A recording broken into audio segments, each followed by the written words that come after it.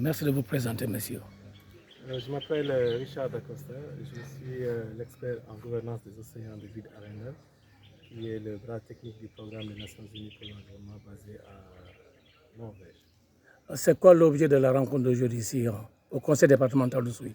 Nous sommes ici à Oussouye pour le lancement officiel du projet de recherche portant sur les effets des changements climatiques face au secteur comme la pêche. Donc, nous avons conçu ce projet il y a un certain nombre de mois et de concert avec les autorités de la direction des parcs des aires marines protégées. Nous avons retenu ce 21 septembre pour procéder au lancement officiel du projet qui a permis de présenter le projet dans sa globalité aux parties prenantes, mais également de discuter un peu des principaux axes de collaboration qu'il va falloir définir avec ces parties prenantes afin de mieux les impliquer dans ce processus. Donc c'est un projet de recherche, comme je l'ai dit, qui porte sur les effets des changements climatiques dans les AMP de Kayar au nord et de Ufoyal Kassabangal ici au sud. Donc il nous permettra de comprendre un peu comment est-ce que les changements climatiques se manifestent et une fois que ces manifestations-là se produisent, comment est-ce que cela a des effets sur les espèces, notamment les espèces halieutiques, mais également les habitats.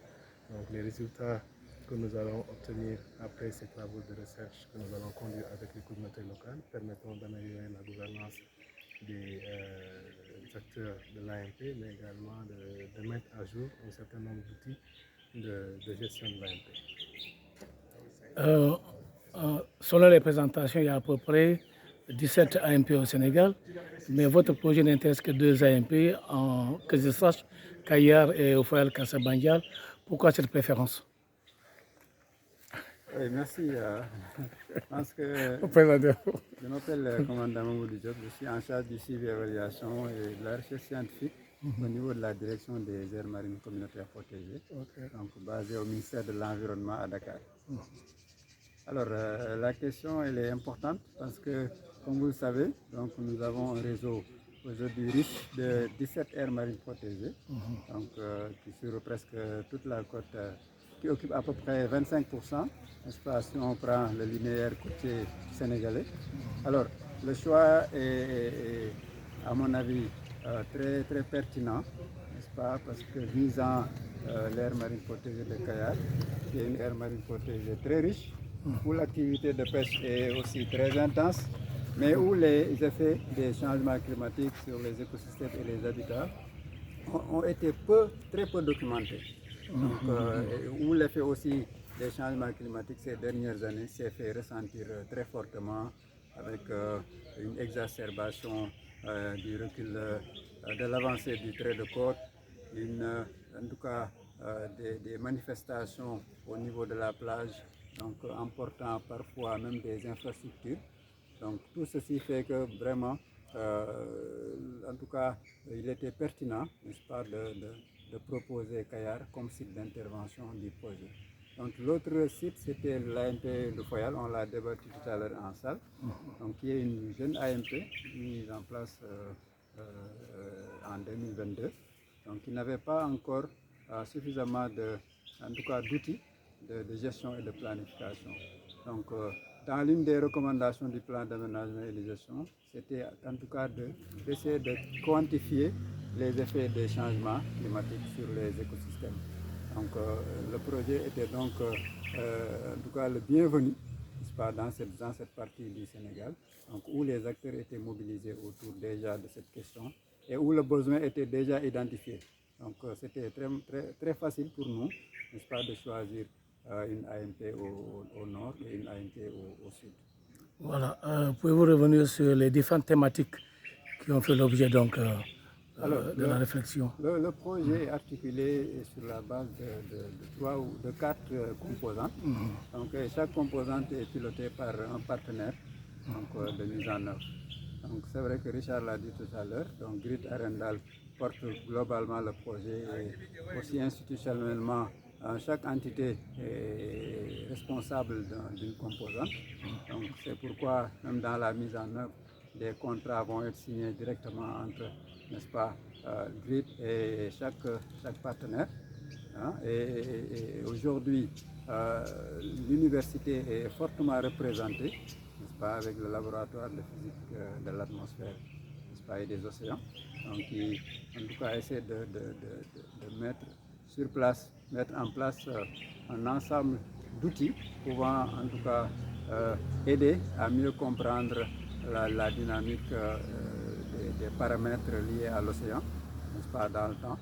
Et ceci sur la base de simulation et aussi sur la base, en tout cas, d'outils très, très modernes, donc qui vont produire des données très intéressantes que les communautés pourront utiliser pour prendre de meilleures décisions. Donc, il y a aussi l'UIPA, l'Institut universitaire de pêche et d'aquaculture, qui va essayer de voir quels sont en tout cas, les impacts attendus, n'est-ce pas, du changement climatique sur les espèces, notamment le poisson globalement et les autres espèces probablement.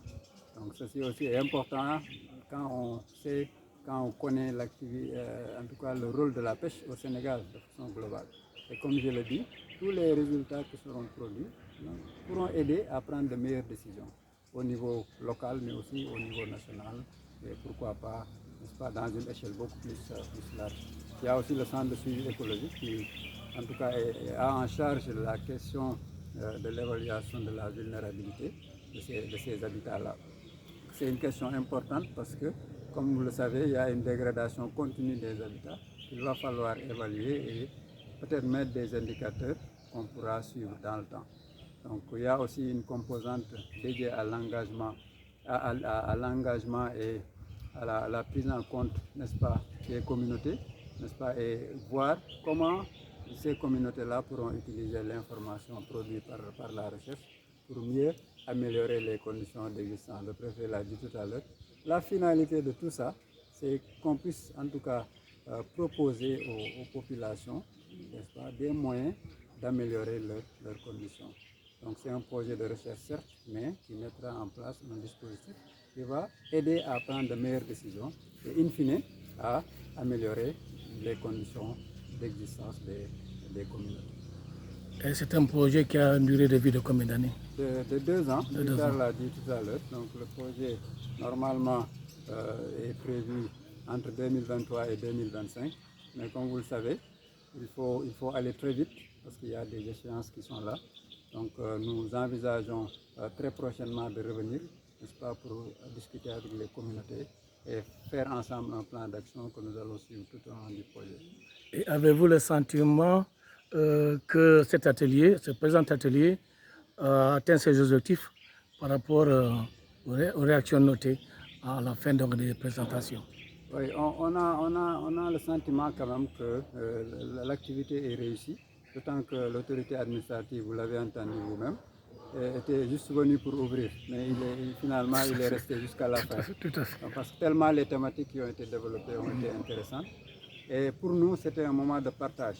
Parce que, comme vous le savez, on veut rompre avec vraiment ces pratiques qui consistent à rester, n'est-ce pas, dans un bureau, formuler un projet et l'exécuter.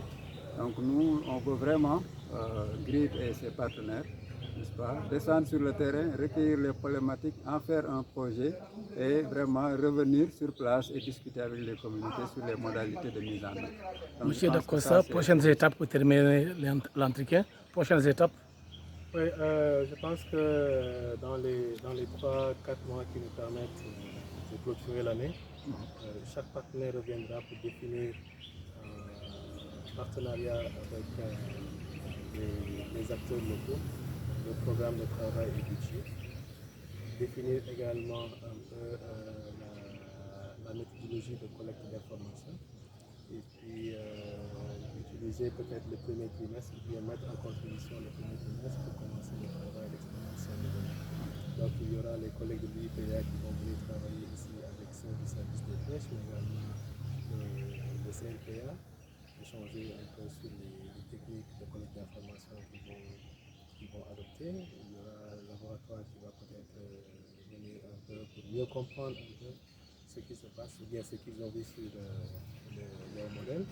Le CSE va organiser des focus group, des entretiens, bien des interviews en fonction des cibles. Je pense déjà que la dame peut prévoir de revenir très bientôt pour définir ensemble avec les communautés les besoins de formation, les dispositions à prendre pour élaborer et mettre à jour des outils de gestion des AMP. Donc, véritablement, je pense que les mois à venir seront relativement intenses pour pouvoir véritablement démarrer la mise en œuvre des activités. Merci, messieurs ces invités. Nous vous remercions de votre disponibilité. Merci. Je vous en prie.